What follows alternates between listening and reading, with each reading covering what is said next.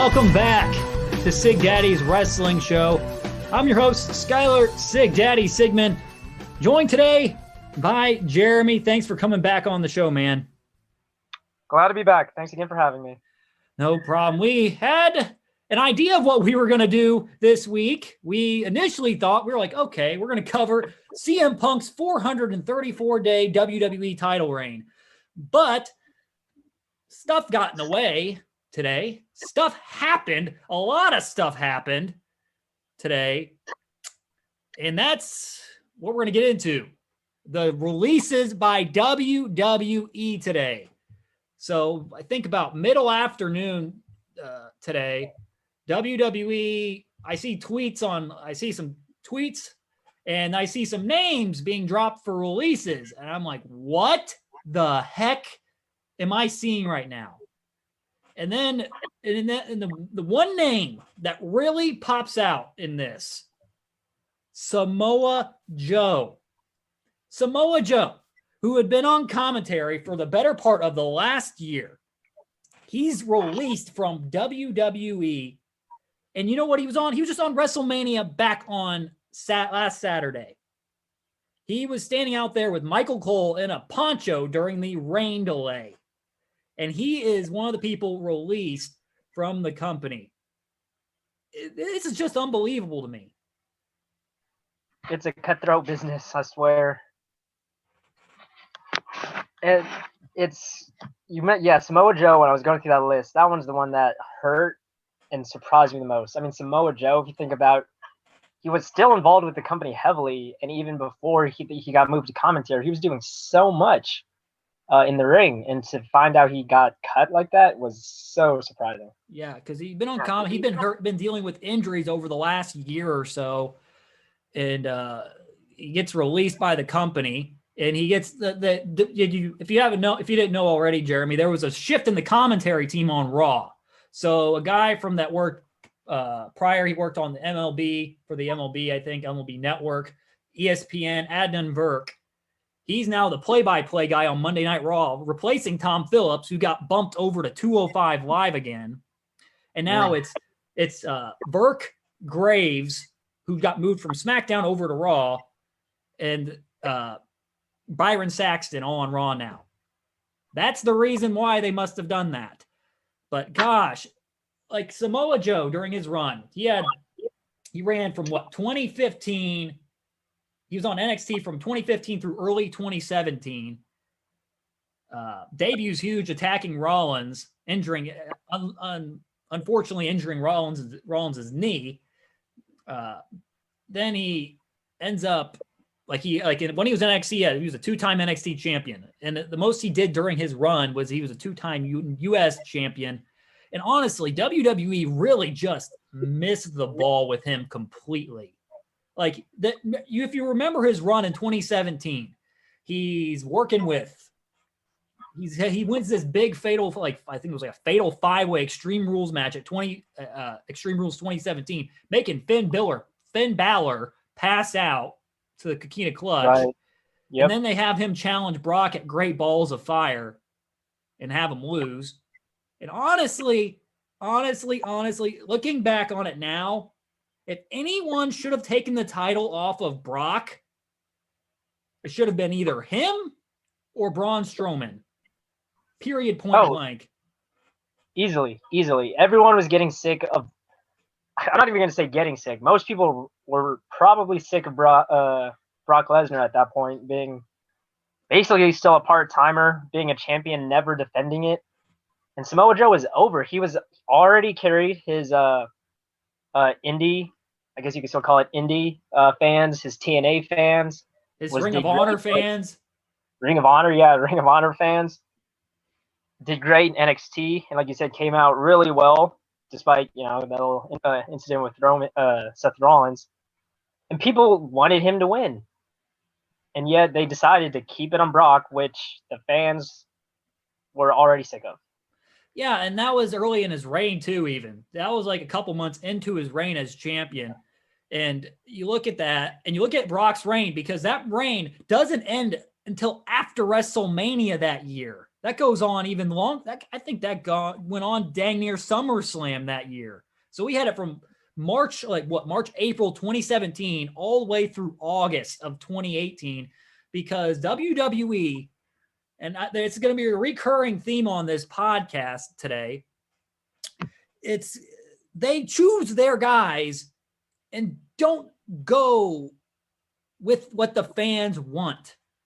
They literally stick with their company guys. They pick the guys they hand pick to win the titles, to be the main players in the WWE. Like, you look at that, Roman Reigns was cold as freaking the polar ice caps at that point. Yep. Like, fans did not want him as champ. And WWE was trying so hard to put on this facade that Roman Reigns is the conquering hero of WWE.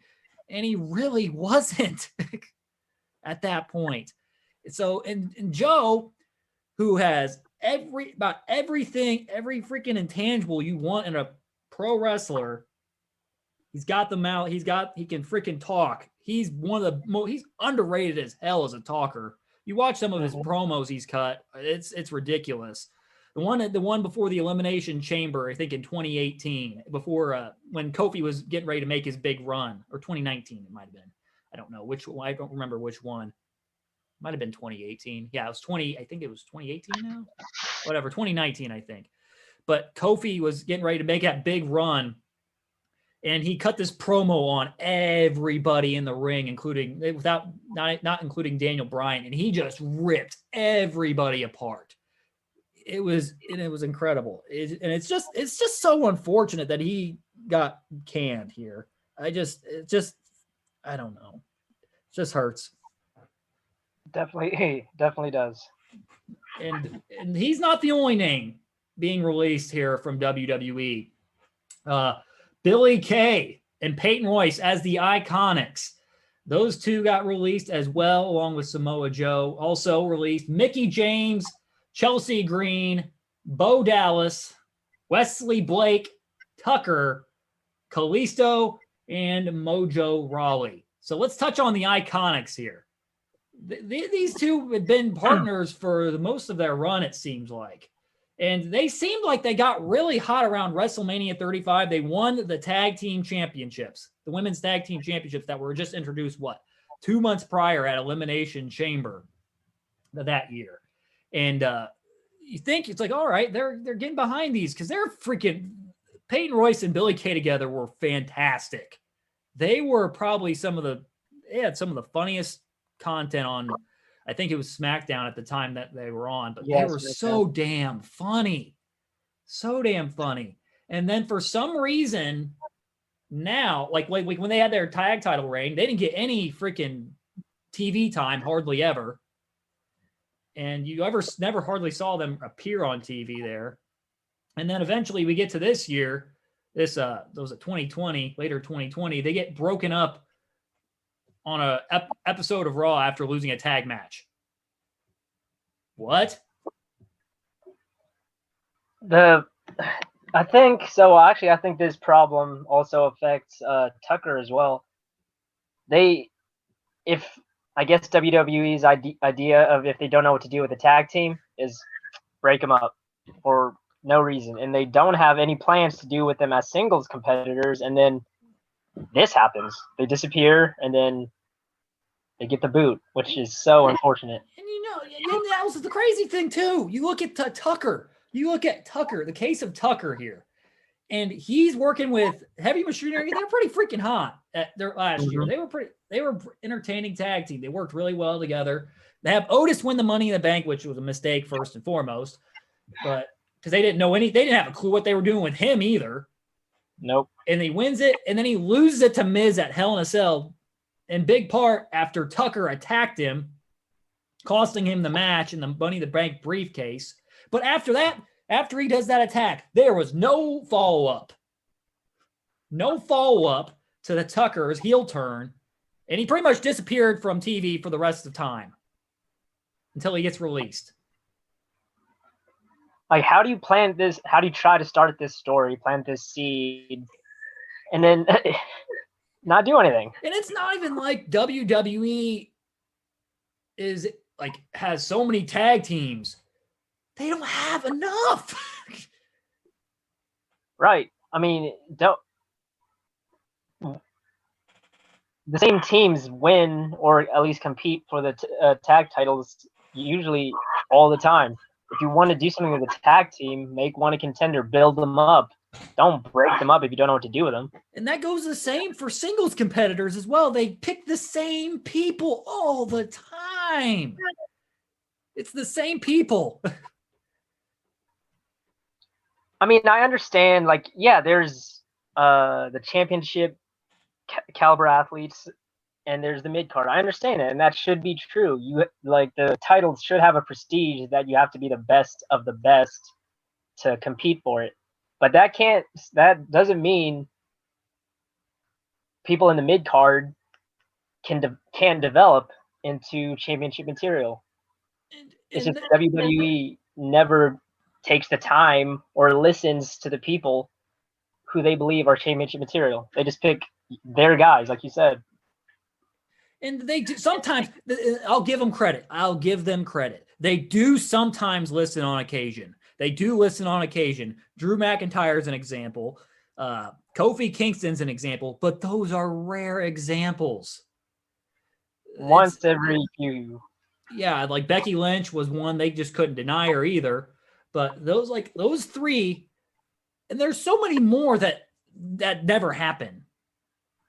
Like never happen.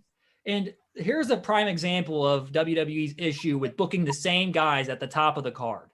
So they have Bobby Lashley. Bobby Lashley is the WWE champion, defends the title against Drew McIntyre at WrestleMania this past weekend, which was a really good match. Really good match. I thought the booking worked. I thought they had the right guy win. But you know what they do on Raw this week? The Raw after WrestleMania, you're like, oh, yes, stuff's going to happen. Pretty much nothing happens. Nothing significant happens on the show. And what they have all these guys come out at the same time. It's Randy Orton, it's Drew McIntyre, it's Braun Strowman, those three. And they have Adam Pearce come out and make a triple threat match for the WWE, not for the WWE Championship, for the number one contendership to the WWE Championship. And it's Drew McIntyre, Randy Orton, and Braun Strowman. My issue, so they have Drew McIntyre win it. Drew's already lost to Bobby once. Drew lost to Bobby once already. Actually, he's lost to Bobby twice. Not lost to Bobby twice. He's lost to him once. Okay, I think that's correct. Whatever. Still, I've already seen the matchup. Drew's already pretty much gotten his rematch. Yeah, we've seen the match once. We've also seen Bobby Lashley versus Braun Strowman before. And it's not for the WWE title, but we've seen it another time. And then also Randy Orton. We've seen him at the top of the card enough times already. And then I love Randy Orton. I love him. He's great. He's fantastic. But I'm at the point where it's like, how longer can we keep Orton at the top of the card? And it's like, I have no desire to see a Bobby Lashley Randy Orton match either. So what I did on Raw that night? I clicked the TV off because I did not care who won, because it was none of those guys. And you know who I actually wanted to win that match? I wanted to be in that match and be in contention for the WWE Championship. It was the guy who got taken off of commentary, Samoa Joe. Mojo. Go figure, right? Right. It's just I remember when WrestleMania, like the Monday night Raw after WrestleMania, that's the reason people liked it so much. We're so excited for it was because that's when WWE started their new storyline, started their new booking. We were excited to see who's gonna be in the picture now for the title. But it's the same people over and over. And WWE has some of the best wrestlers in the world, and they only use the same 4 or 5 every year. And the tag team division's the worst. I swear they have the same 2 or 3 tag teams work together all the time. I can't tell you how many times I saw the freaking Viking Raiders and Street Profits last year. I can't tell you how many times I saw the Street Profits in some combo of Angel Garza and I don't even know if it was Buddy Murphy. No, it was Austin Theory or somebody like that, or Andrade. Some combination of those guys. We saw that 800 times last year. And it's like, oh gosh, it's just head scratching. And let's get into the other releases. Mickie James, completely underutilized as a veteran. Chelsea Green, she had a tough time because she had to work through a lot of injuries. I just looked at my phone. She's already back on ProWrestlingTees.com, by the way, if you want to buy some of her merch. Bo Dallas, we hadn't seen him in a while. Wesley Blake, he was in that Forgotten Sons team, if you knew about that, with Riker and Cutler. Those 3 together. They were on SmackDown for a little bit, but then Riker said something on Twitter about Trump that got him knocked off TV. And it was certainly interesting in the way that this happened, because you know who's the only one working for WWE now? Riker, out of the 3. I mean, it's probably behind the scenes now, but at least it's good to hear not everyone's getting the boot. And then Kalisto, honestly, he has the most decorated run, I think, out of anybody on this list, because you look at his accomplishments. He won a NXT Tag Team Championship with Sin Cara. He's worked for the company for 8 years. And actually, Bo Dallas, he'd worked for the company, if counting FCW, from 2008 to 2021. Bo Dallas did. Good Lord. But Kalisto, he won the NXT Tag Team Championship with Sin Cara, Cruiserweight Championship. He's a 2-time U.S. champion. And his highlight moment was hitting the Salida del Sol off the ladder on one of the shows at TLC 2015. That won a OMG Shocking Moment of the Year at the Slammies. But that guy had, and then last couple of years he's just been with Lucha House Party with Gran Metalik and Lince Dorado, not really doing a whole lot of anything of substance. And then Mojo Raleigh, he's been in the company since 2012. His biggest moment, honestly, was winning the Andre the Giant Memorial Battle Royal in 2017 at Mania 33, where he eliminated Jinder Mahal last after getting an assist from Gronkowski. Yeah. But yeah, it's the problem WWE has of booking the same people over and over again in the top spot. And there's not enough TV time for these guys. You guys don't make it. You book the same guys on television every single week. You don't give anybody else an opportunity, really. Oh, yeah, they got to appear on TV. Woo. 24/7 championship. Woo. They don't get opportunities on TV because they have they get into this mindset of, we got to book the same people every single week, and we have to have the same matches every single week on Raw. And you know why? That's the reason why their ratings are in the dump, due in part to COVID. Yes, that's part of it. But at the same time, you're not giving fans reason to watch. It's mad. We watch these matches to see who's gonna win. But if we're seeing the same people wrestle all the time, we know who's gonna win. I mean, yeah, they may go back and forth, but the intrigue is gone. I have to be fully blunt and honest with everyone listening, I have hardly watched Raw and SmackDown in the last probably 4 or 5 months, because I just can't put up with it, really. I can't sit through a 3-hour Monday Night Raw. I can barely make it an hour and a half without turning it off. I'm bored. And that's sad, because I used to be able to just watch the whole entire show without any problem. But gosh, it is just hard to watch anymore. And they still popped a pretty good rating because it was the Raw after WrestleMania this week, by the way. Yep. 2.026 million this week on Raw. But yeah, just a lot of these releases, man, it's just, I don't get it. Like, some of these people, they should be prominently featured on television, one that pops out, Peyton Royce. She'd been improving in ring, and then she gets kind of like after they break up the IIconics, they just disappear from TV. Billie Kay had been hella entertaining because she'd been working with a crap gimmick of giving her resume to people, and she was making it entertaining. And then all of a sudden, she was on WrestleMania. She wrestled on WrestleMania. Billie Kay did, and now she's gone on Thursday. And WWE, oh, it's a revenue, it's a budget cut. We're cutting budget. How come you're making the most revenue you've ever made? You're making record revenues every year, and record revenues this past year. Tell me that. Oh, wait a minute. You're cutting a bunch of talent, and that's why your revenue's going up. I say the budget cuts. I think that's the most PC political way to be able to say it. And actually, it's not revenue.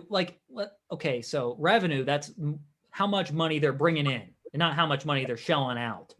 Yeah. So, yeah.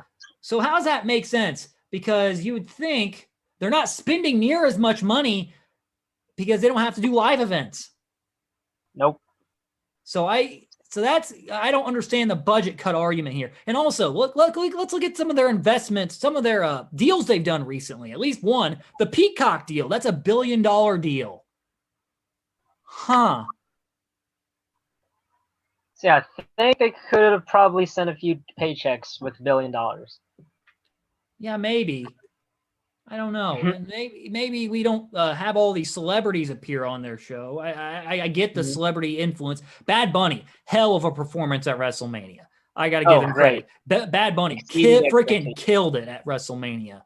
But the addition of Logan Paul into not CM Punk, but the Kevin Owens, Sami Zayn match, I love Sami Zayn to death.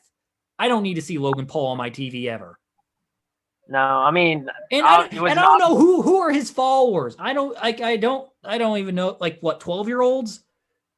I was gonna say, yeah, probably 12 to 13-year-olds who on YouTube. I mean, I guess it was an obvious attempt to grab that demographic, but no one there. One, the people there probably didn't know who he was.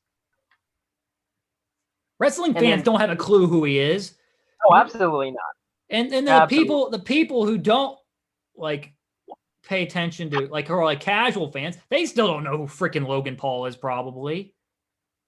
Even though he has 20-some million followers on YouTube, which whoop-de-doo. Yay.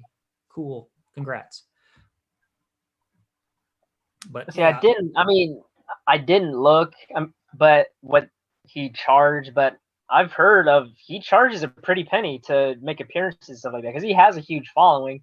So he does have a reason to charge some insane dollar amounts just to make an appearance.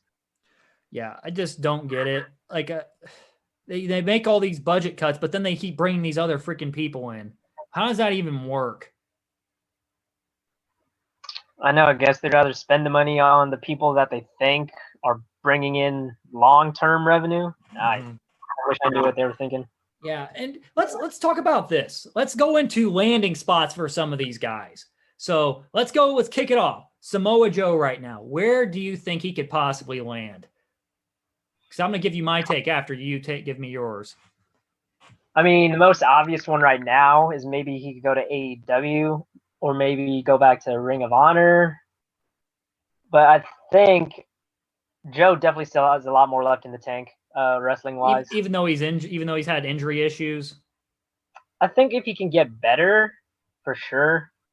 I mean, of course he'll get better. Well, but I think I'll also say he probably wants to wrestle more because he probably knows he has still more in the tank. So he'd probably either have to go jump ship to AEW or go back to Ring of Honor. I don't know. Maybe Impact, but I just don't know. The most obvious one sticks out to me is AEW because you know what? They're wrestling centric. Mm-hmm. And honestly, even if he's not in a wrestling role, he could be a freaking mouthpiece for somebody. Yeah.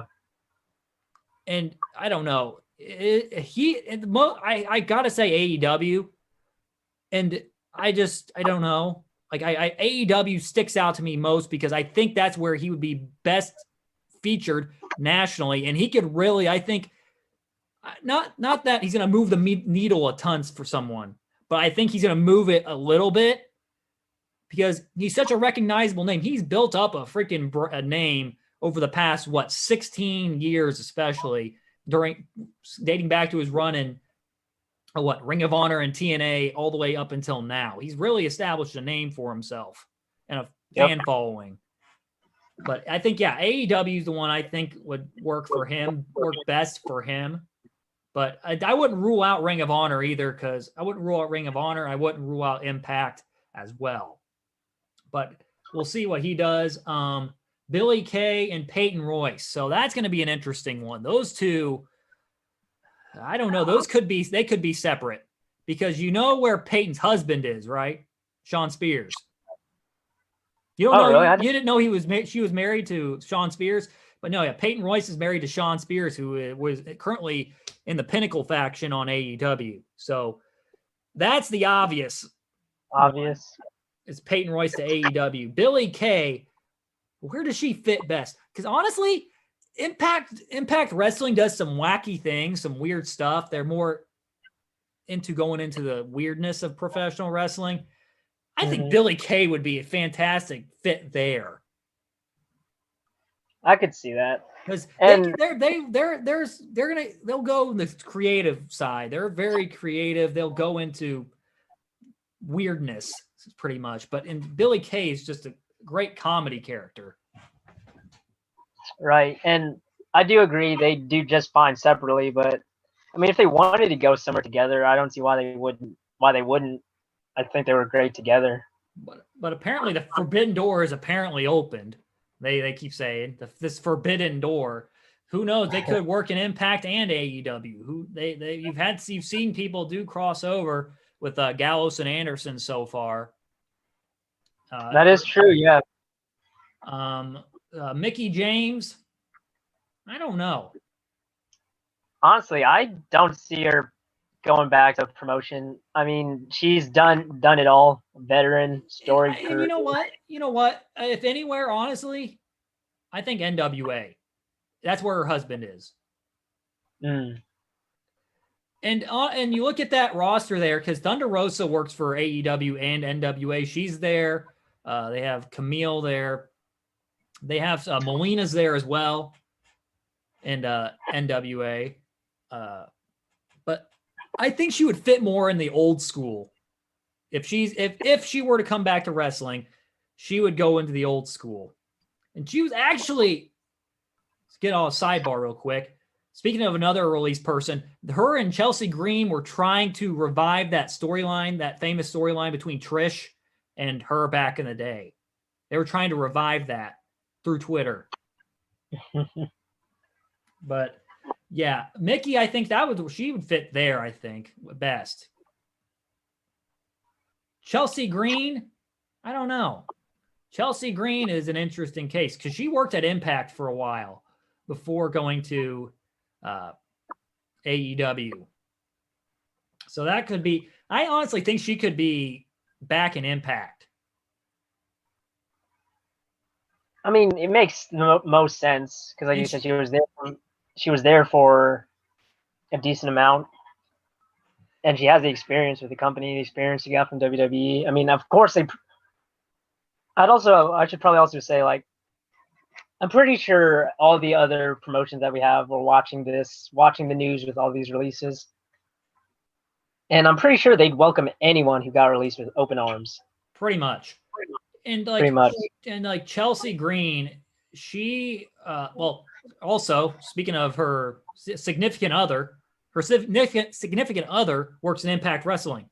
Matt Cardona, formerly known as Zack Ryder, her fiance. Mm-hmm.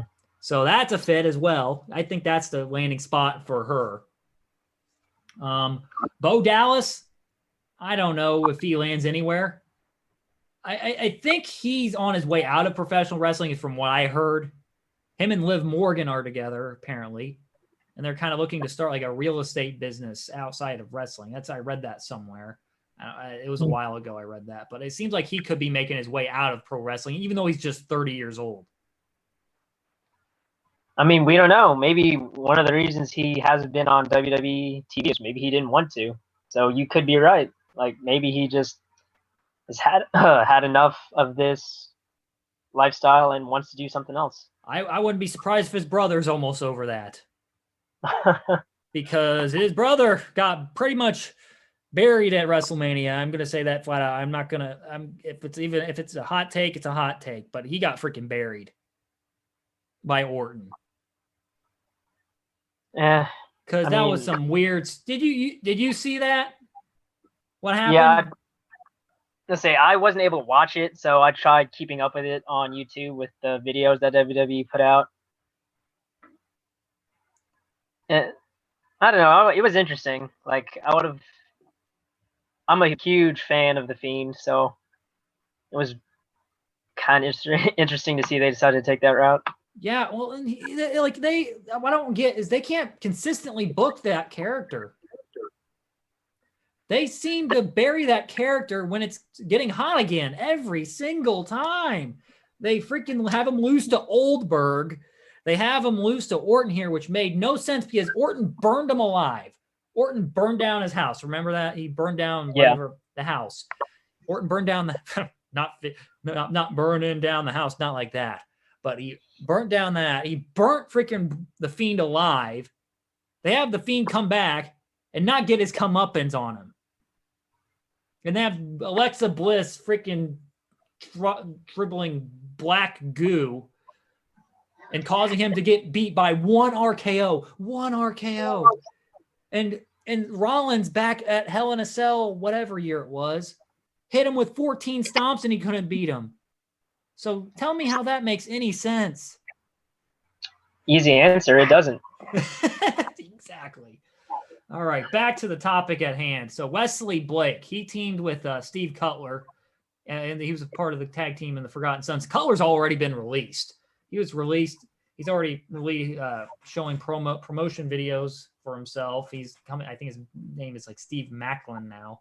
So they could be working together as a tag team. I don't know where they land. They could land Ring of Honor. I could see it.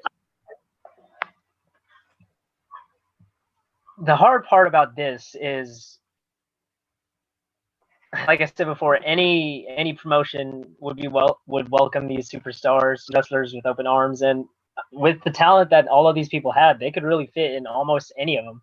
Yeah, I just think that I'm just saying like in a way that they'd be treated like where they get the best opportunity at.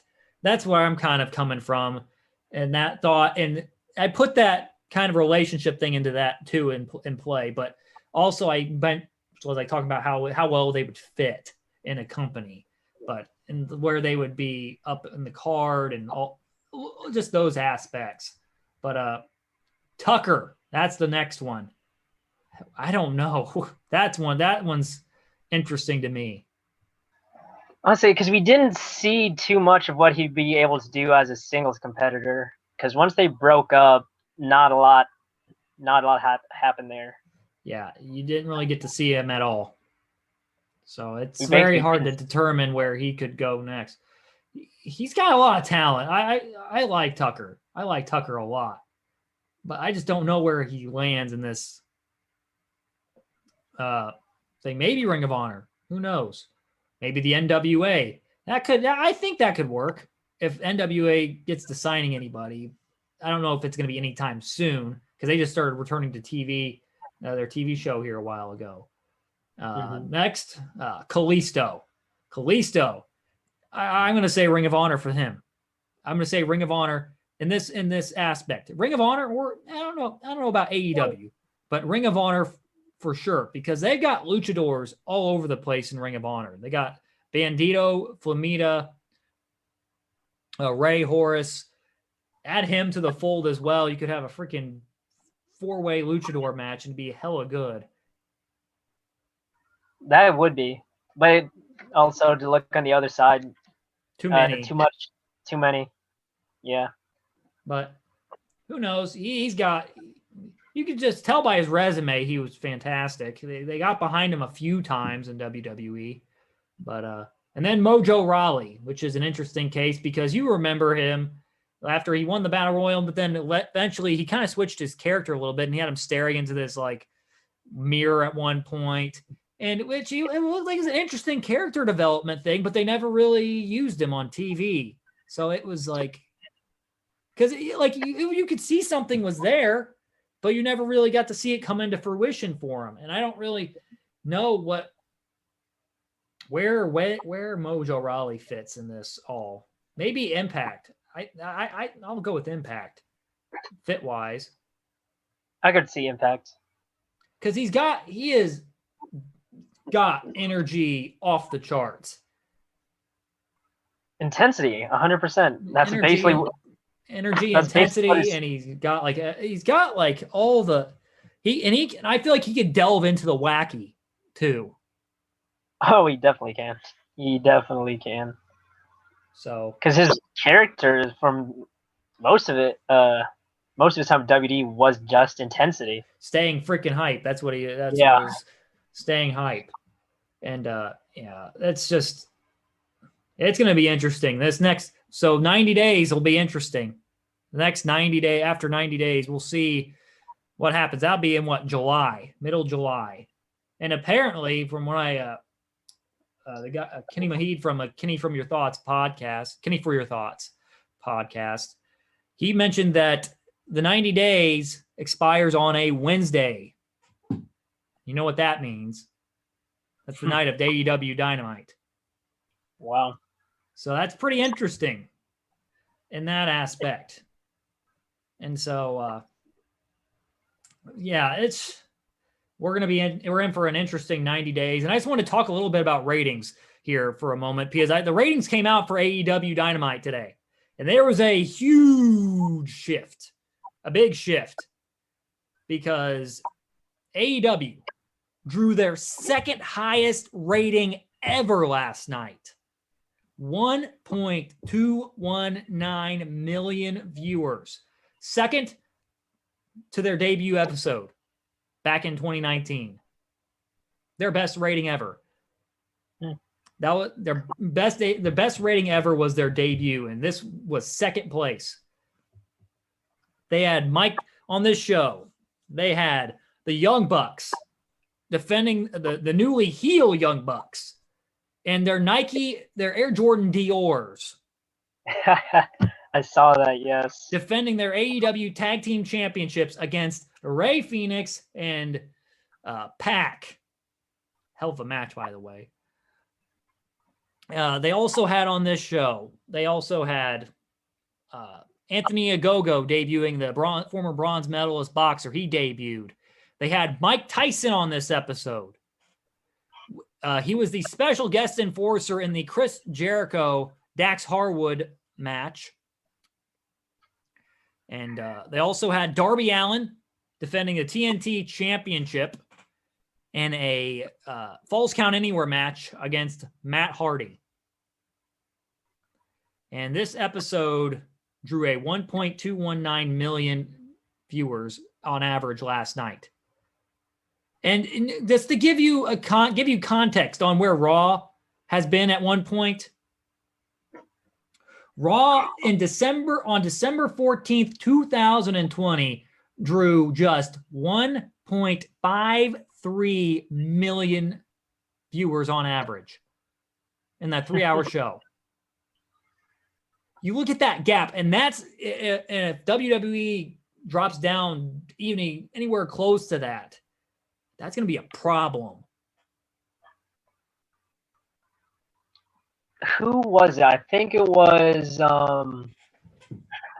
Chris Jericho who said AEW isn't going to catch up to WWE. But ultimately and they said they aren't competing. He said it on his podcast that they weren't competing. I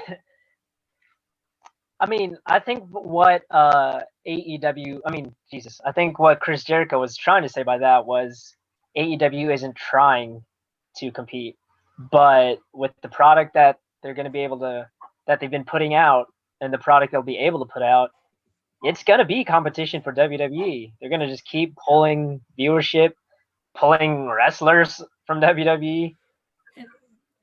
Yeah, it's just interesting because you look at that and you look at the difference in between that.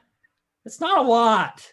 300,000, 300. That's 300,000 viewers, approximately. That's not very much. No, in the grand scheme of things, that's so close. And AEW at this point last year drew a little over half of what that 1.219 was last year. They drew, and that was when they were competing head to head with NXT. This was the first week that they weren't competing head to head with NXT because NXT moved to Tuesdays. Right. And they drew 805,000 viewers, by the way. So I'm just going to say this flat out right now. If WWE keeps up the way they're booking their show, they're going to drop a little bit by little bit. And if AEW continues to deliver good professional wrestling product, a good professional wrestling product and a good professional wrestling alternative, those numbers are going to get closer together at some point. And it's going to come to a point where it's like, okay, we got to fix something in WWE. Because this is your flagship show. This is your freaking baby, Monday Night Raw. And you're not doing too hot. They got 2.026 million this week. Yeah, okay. It popped a rating because it was a Raw after WrestleMania and people were actually expecting something good to happen, cool to happen. They didn't get anything. But nope. But those numbers are going to get closer eventually if WWE keeps up the way they're going. And AEW is consistently, I can watch a 2-hour episode of Dynamite fairly easily because I'm entertained the whole entire time. Raw, I can't even make it through an hour and a half. So the problem with WWE, they've been on the top for so long, they've gotten complacent. And now this got this up and coming promotion, and people are starting to notice. Yes, you can like both.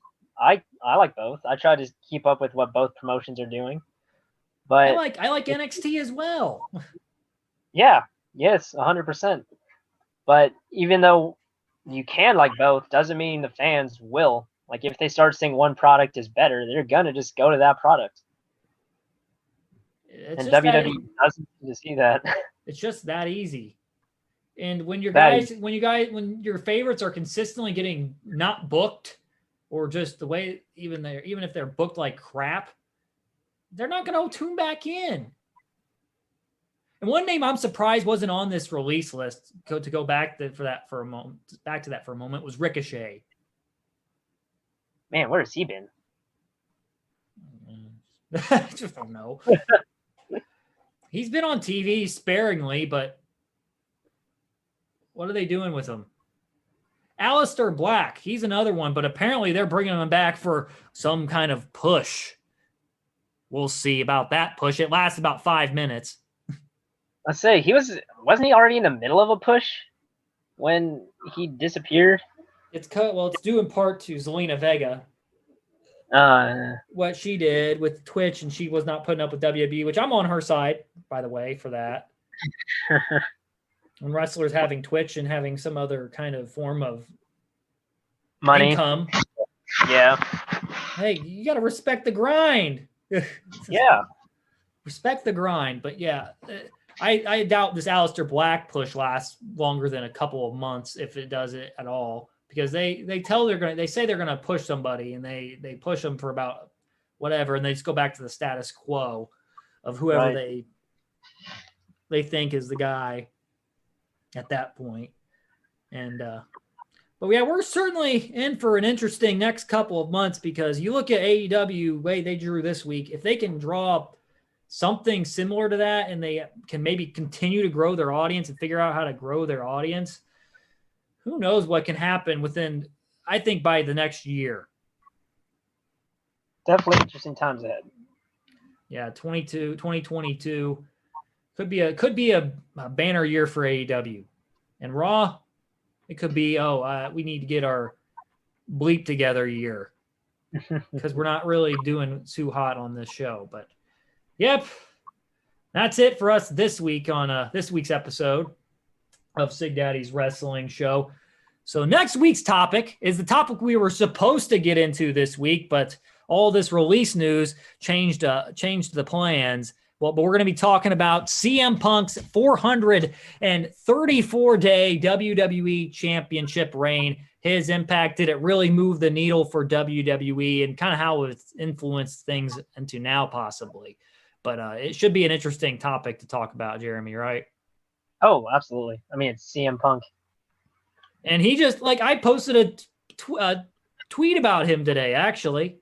And it was him talking about guys getting released, and it was still true today. And the guy who you saw, John Laurinaitis, in that video, if you haven't checked it out on my Twitter at Sig Daddy's Wrestling Show, at Sig Daddy Wrestle. Man, I couldn't even get my own Twitter handle right. But at Sig Daddy Wrestle, you can find a tweet with this video in it. And it's CM Punk talking to John Laurinaitis and Triple H. He's talking about guys getting released and how gutless it is the way they do it. And it was still true today. And John Laurinaitis was the one firing people then, and he's firing the people now. Right. But we'll talk about CM Punk's WWE Championship reign, 434-day reign. We'll talk about the before that, during it, and some of the aftermath of that next Friday on Sig Daddy's Wrestling Show. If you haven't already, make sure to follow the podcast on Apple Podcasts, Spotify, Podbean, the iHeartRadio app, Amazon Music, or wherever you get your podcasts. Also follow us on the social medias, Facebook, Twitter at Sig Daddy Wrestle, and on Instagram at sigdaddy.wrestle. Jeremy, thank you again for coming on. Had a blast doing this. Hey, man, thanks for having me again. Always a pleasure. Till next time, this is Sig Daddy signing off along with Jeremy, saying thanks for listening and so long, everybody.